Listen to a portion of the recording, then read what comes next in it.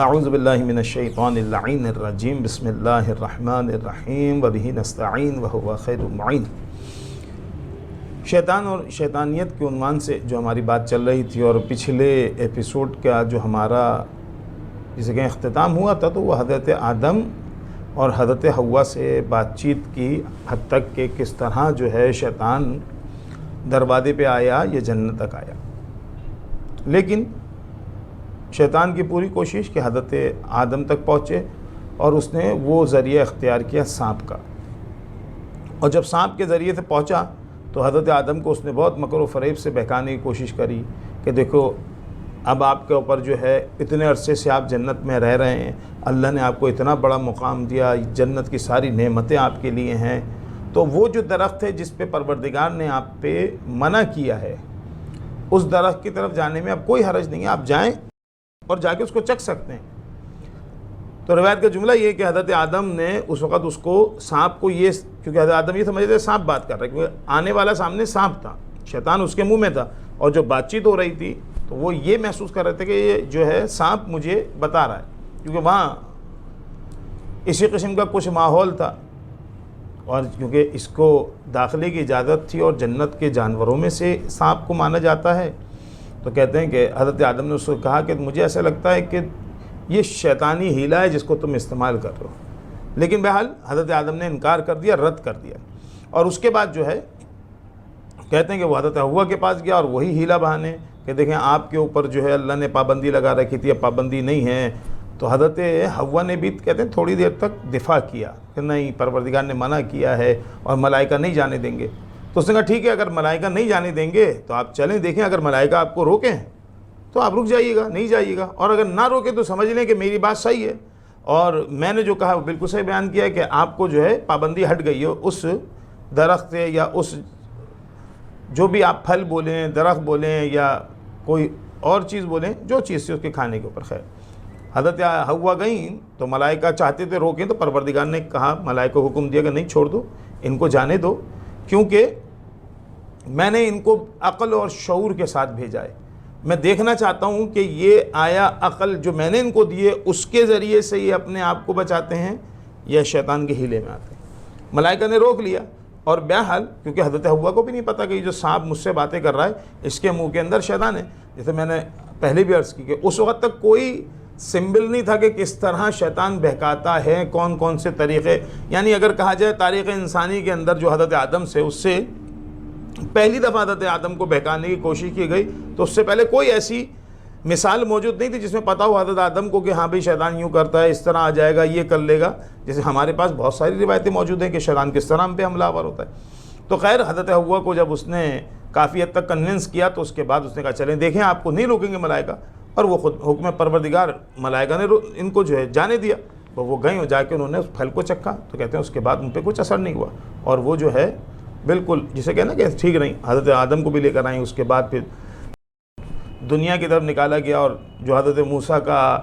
ایک دعا پروردگار سے کہ مجھے حضرت آدم سے ملاقات کرنی ہے، تو کہتے ہیں حضرت آدم سے ملاقات کی تو کہا کہ حضرت آدم سے انہوں نے شکوہ کیا کہ آپ کو کیا ضرورت تھی کہ اس پھل کو چکھتے،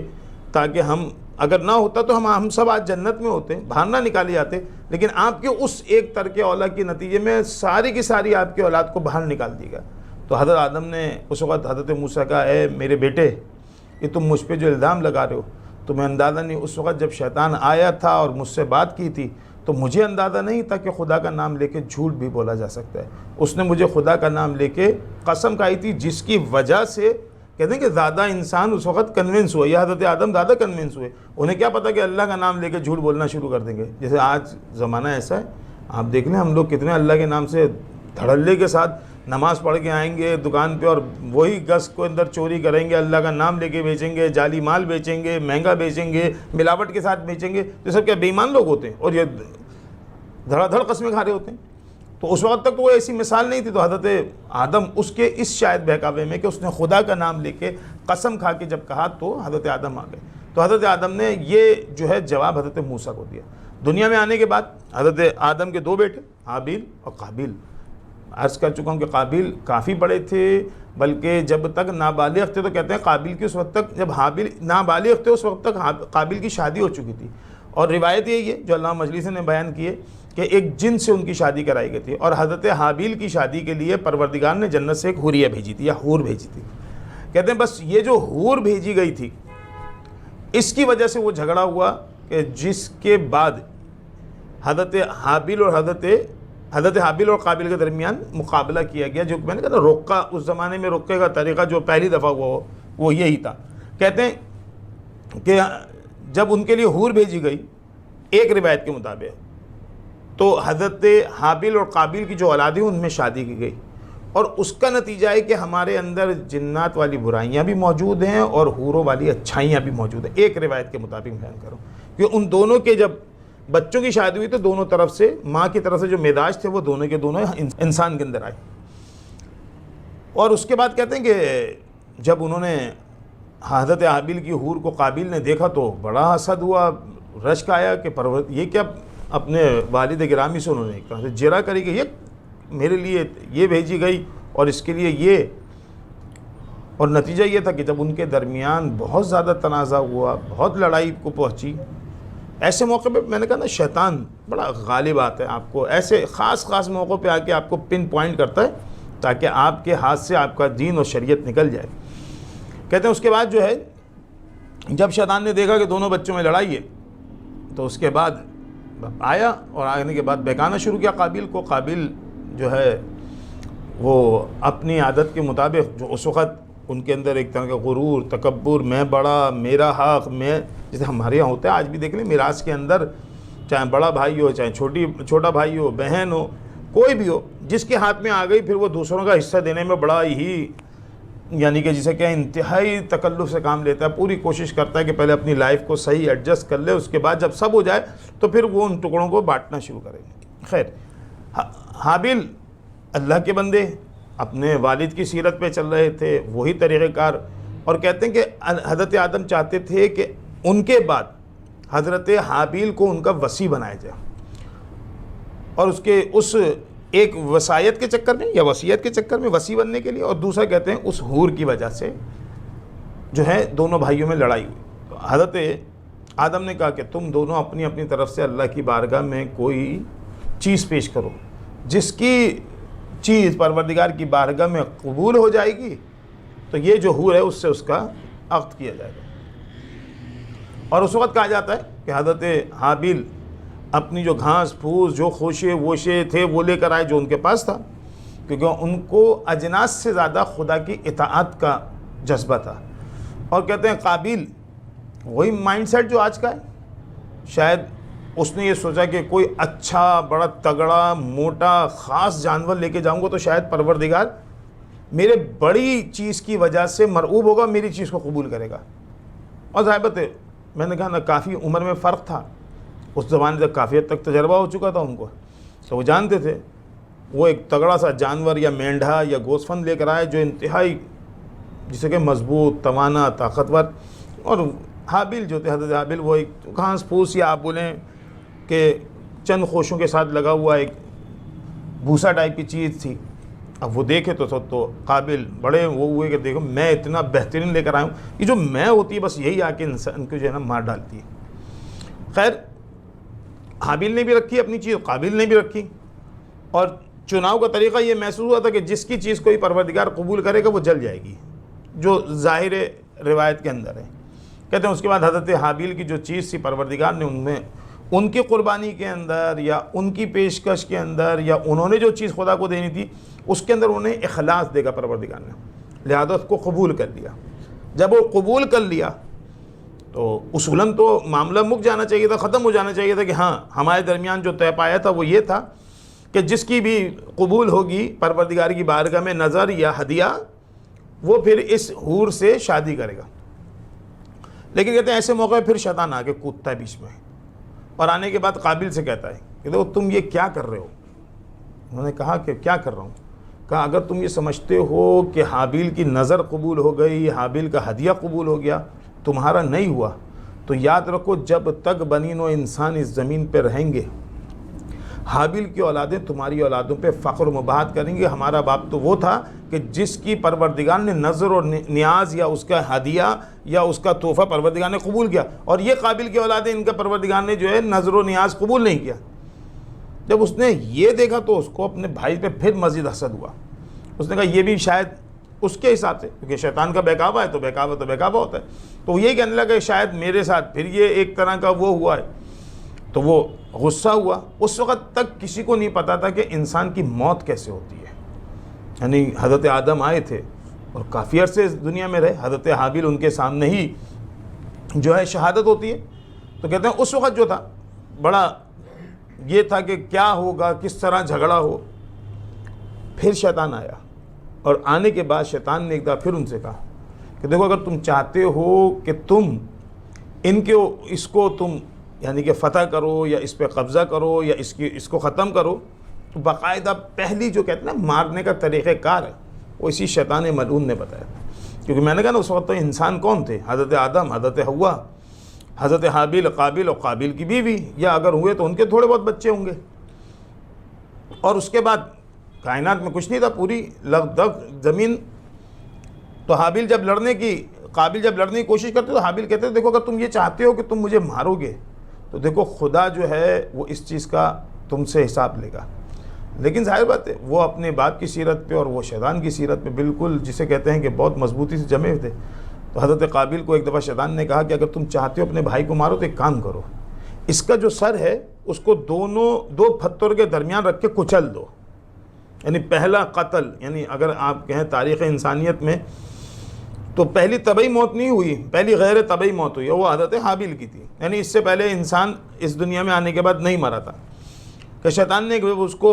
قابل کو مشورہ دیا کہ چاہتے ہو اپنے بھائی سے نجات حاصل کرو یا اس سے اپنا کرو، مطلب پہلے تو اس نے ہیلا اور مکر بنایا کہ دیکھو اگر تم نے یہ کام کیا تمہاری اولاد زندگی بھر جب تک رہے گی تو یہی کام کرتی رہے گی کہ وہ اپنے لوگوں کے سامنے شرمندہ رہے گی، چچا زاد بھائیوں کے سامنے یا چچا کی اولادوں کے سامنے کہ ہمارا باپ۔ یہ جو اگر ہم دیکھیں تھوڑا سا یہ عکس ہمیں حضرت ہاشم اور ان کے بھائی امیہ میں نظر آتا ہے، اور وہی چیز بنو ہاشم اور بنو امیہ کے اندر نظر آئی، وہ آخر تک جسے ہم آج بھی محسوس کرتے ہیں وہ موجود ہے۔ تو کہتے ہیں کہ حابیل کو قابل نے ایک دفعہ اس طرح مارا کہ ان کا جو سر تھا دو پتھروں کے درمیان آ کے کچل دیا گیا۔ جب کچلا گیا اور مر گئے تو قابل بہت پریشان ہوا، میں نے مار تو دیا لیکن میرے پاس اب کوئی ایسی چیز نہیں ہے جس سے میں اس کو جو ہے چھپاؤں۔ تو کہتے ہیں پروردگار نے انسانوں کا جو پہلا استاد بنایا، پہلا ٹیچر بنایا، وہ اپنے جانور کو بنایا، اور روایت کا جملہ یہ ہے کہ اس کے بعد پروردگار نے دو جانوروں کو بھیجا جنہوں نے قابل کو یہ سکھایا کہ کس طرح جو ہے دفن کیا جاتا ہے۔ انشاءاللہ ہم بریک کے بعد دوبارہ حاضر ہوں گے تو آپ کو بتائیں گے کہ کس طرح حابیل کو دفنایا گیا یا کس طریقے سے، اس کے بعد حضرت آدم کا کون سا طریقہ تھا،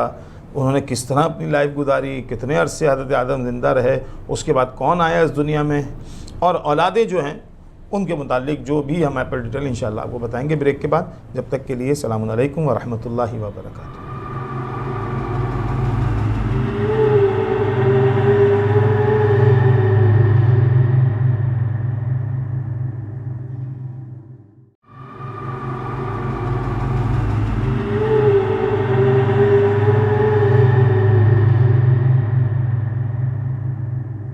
اعوذ باللہ من الشیطان اللعین الرجیم، بسم اللہ الرحمن الرحیم، وبہ نستعین وہو خیر المعین۔ بریک کے بعد دوبارہ آپ کے سامنے حاضر خدمت ہیں،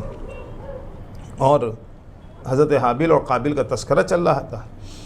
حضرت حابیل کو جو ہے شہید کیا جاتا ہے قابل کے ہاتھوں، بہکانے والا وہی شیطان جو حضرت آدم کو بہکاتا ہے، وہی اکسانے والا، اور اکسانے کے لیے جو ہم نے اپنے شروع کے ایپیسوڈ میں کہا تھا کہ شیطان جانتا ہے کہ انسان کے اندر کون کون سی کمیاں ہیں اور کون کون سی ہمارے اندر عادات رکھی گئی ہیں، اور ہمیشہ طریقہ یہ ہے کہ جب تک آپ دشمن پہ غالب آنا چاہتے ہیں تو آپ دشمن کی ہر اچھائی و برائی سے واقف ہوں، سمجھتے ہوں کہ ہمارا دشمن کہاں ہم سے مار کھائے گا اور کہاں ہم پہ حاوی ہو جائے گا۔ وہی چیز اس نے حضرت آدم کی اولاد میں دیکھی، محسوس کی، اور کہتے ہیں جب قابل اپنے شیطانی خیالات بولیں یا باطل عقائد یا باطل خیالات کے نتیجے میں اپنے والد کا بھی مخالف ہوا اور بھائی کی نظر کے خلاف اگینسٹ میں وہ چلا گیا کہ پروردگار نے میری اتنی مضبوط طاقتور نظر قبول نہیں کری، اس کی گھاس پھوس قبول کر لی، یعنی اس کے ساتھ تھوڑا سا برتاؤ اس کے نظریے کے حساب سے کم کیا گیا تھا، جس کی وجہ سے اس کے اندر حسد پیدا ہوا، اور اس حسد کی آگ کو مزید جو ہے شیطان نے بھڑکایا، اور نتیجہ یہ ہوا کہ جب شیطان نے بھڑکایا تو بھائی کو مارنے پہ آمادہ ہوا۔ طریقہ واردات بھی شیطان نے بتائی کہ دونوں پتھروں کے درمیان بھائی کے سر کو رکھ کے اس طرح مارو یا اس طرح زور سے دباؤ کہ وہ سر کچلا جائے۔ کہتے جب حضرت حابیل کو قتل کر دیا تو پریشان ہوا قابل کہ میں نے مار تو دیا ہے لیکن اپنے اس گناہ کو چھپاؤں کہاں، بہرحال ایک خطا ہے، اس میں کوئی دو رائے نہیں ہے کہ جب قتل کیا گیا تو کہتے ہیں پروردگار نے 2 کوے بھیجے۔ اور یہ میں کہتا ہوں کہ انسانوں کے اندر جو پہلی ٹیچنگ ہوئی ہے وہ 2 جانوروں سے ہوئی ہے، یعنی ہماری اسٹیٹس، ہماری اوقات یہ ہے جس کے اوپر انسان زمین پہ اکڑا رہتا ہے اور پھرتا ہے کہ ارے ہم یہ آج دنیا بولتی ہے کہ ہم یہاں پہنچ گئے اور وہاں پہنچ گئے، مقابلہ چل رہا ہے، سیکھا کس سے پہلا دفن کرنا؟ کووں سے۔ یہ ہماری اور آپ کی اوقات ہے، یعنی بحیثیت انسان بات کر رہے ہیں۔ پروردگار نے 2 کووں کو بھیجا، ان 2 کووں کے درمیان پروردگار کے مطابق لڑائی ہوئی، لڑائی کا نتیجہ ہوا ایک کوے نے دوسرے کوے کو مارا، اور مارنے کے بعد اس کوے کو مار دیا، اس کے بعد دوسرے کوے نے جو زندہ تھا اس نے زمین کھودی اور اس کوے کو ڈال کے اس کے اوپر مٹی ڈالی۔ بس یہ وہ قضیہ تھا جو کہ قابل نے دیکھا، وہ سمجھ گیا کہ یہ وہ طریقہ ہے کہ جس سے جو ہے ہم اپنے اس گناہ کو چھپایا جا سکتا ہے۔ کہتے ہیں اس نے قبر بنائی، قبر بنانے کے بعد حضرت حابیل کو اس قبر میں رکھا اور اس کے بعد زمین کو برابر کر دیا۔ حضرت آدم پہلے ہی جانتے تھے کہ حابیل اور قابل کے درمیان لغزش یا آپس میں کیا مسئلہ ہے۔ جب حضرت آدم نے دیکھا قابل اکیلے آ رہے ہیں تو حضرت آدم نے بولا کہ بیٹا وہ حابیل کہاں ہیں، تم نے اس کو کہاں چھوڑا؟ اب ضابط ہے جب انسان کے پاس کوئی جواب نہیں ہوتا کسی اپنے گناہ کا تو وہ جواب دینے کے بجائے کچھ اور نقطہ اٹھاتا ہے۔ تو حضرت قابل نے یہ کہا کہ کیا آپ نے مجھے حابیل کی حفاظت کے لیے رکھا تھا یا اس کا نگہبان بنا کے رکھا تھا؟ مجھے کیا پتہ کہاں ہے حابیل۔ اور اس کے بعد جب حضرت آدم تک خبر شہادت حضرت حابیل کی آتی ہے تو کہتے ہیں آدم کافی عرصے تک، سالوں تک گریا کرتے رہے، اور 40 دن انہوں نے سوگ منایا حضرت حابیل کا۔ یعنی اگر آپ کہا جائے آج بھی جو لوگوں کو اعتراض ہوتا ہے کہ ہم کیوں کرتے ہیں، حضرت آدم جو پہلے نبی، پہلے انسان، ان کا بیٹا کائنات کے اندر پہلا شہید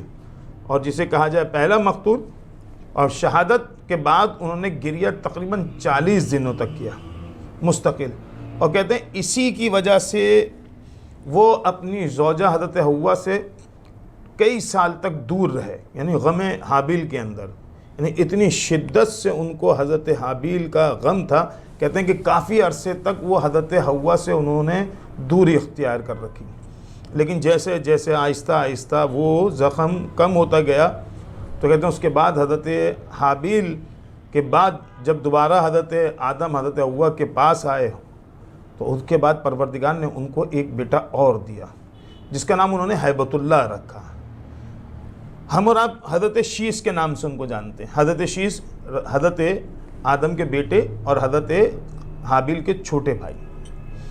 اور روایت میں جملہ یہ ہے کہ اکثر قابل جب آتا تھا حضرت شیس کو ڈرانے کے لیے ہیبت اللہ کو، تو وہ اکثر یہ دھمکی دیا کرتا تھا کہ جیسے میں نے تمہارے بھائی کو، بڑے بھائی کو مارا ہے نا، میں اسی طرح تمہیں بھی قتل کر دوں گا۔ اور حضرت شیس وہی سیرت، وہی طریقہ کار جو ان کے بڑے بھائی کا تھا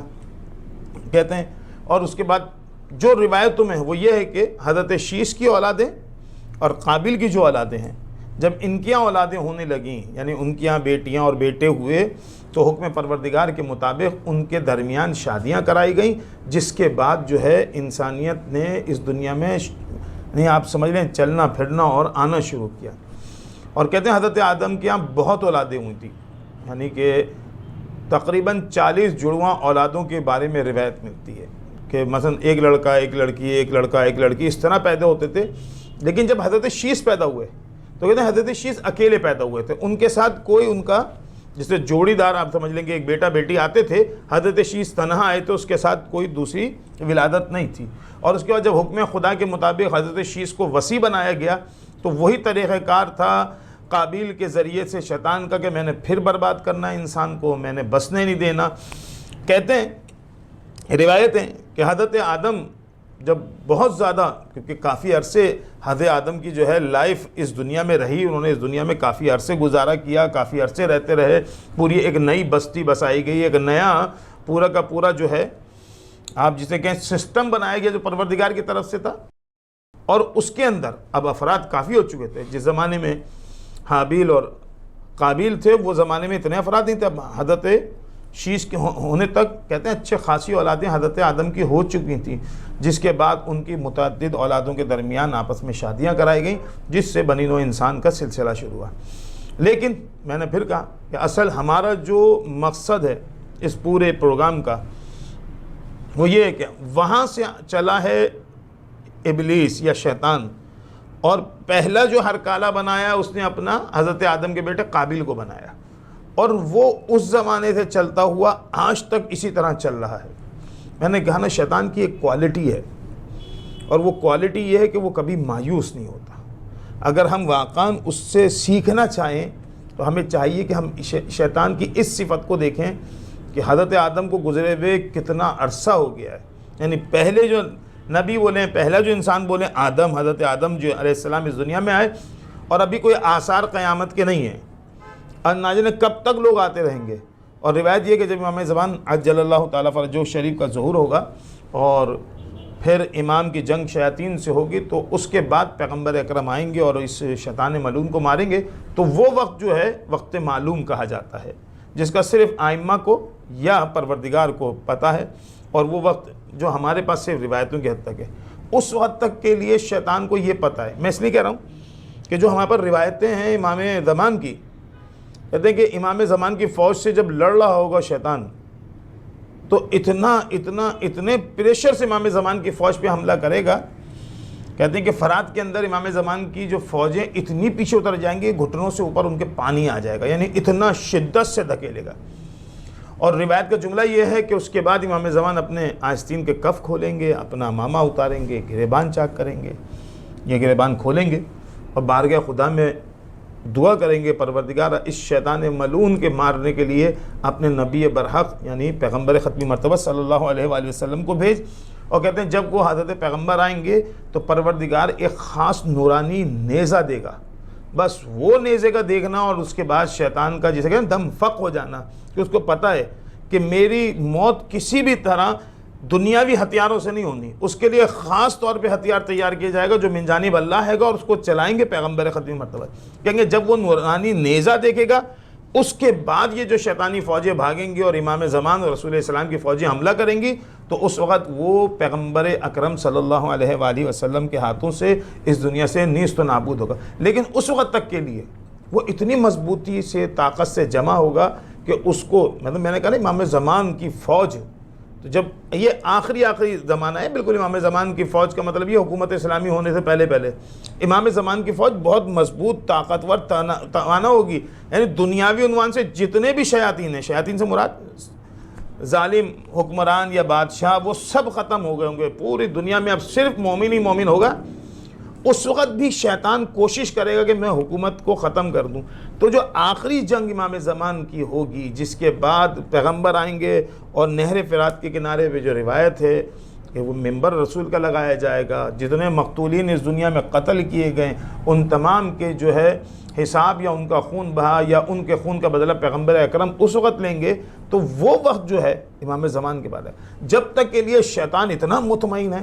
کہ شاید ہم اور آپ اپنی زندگی میں اتنے مطمئن نہیں، اس کو پتہ ہے کہ میرا کوئی مجھے نقصان نہیں پہنچا سکتا، کوئی مجھے روک نہیں سکتا، اگر کوئی روک سکتا ہے تو وہ پروردگار کا وہ رستہ، وہ راہ جسے صراط مستقیم کہتے ہیں، وہ افراد جنہیں ہم چہارد معصومین کہتے ہیں، وہ انبیاء جن کی ہم 1,24,000 انبیاء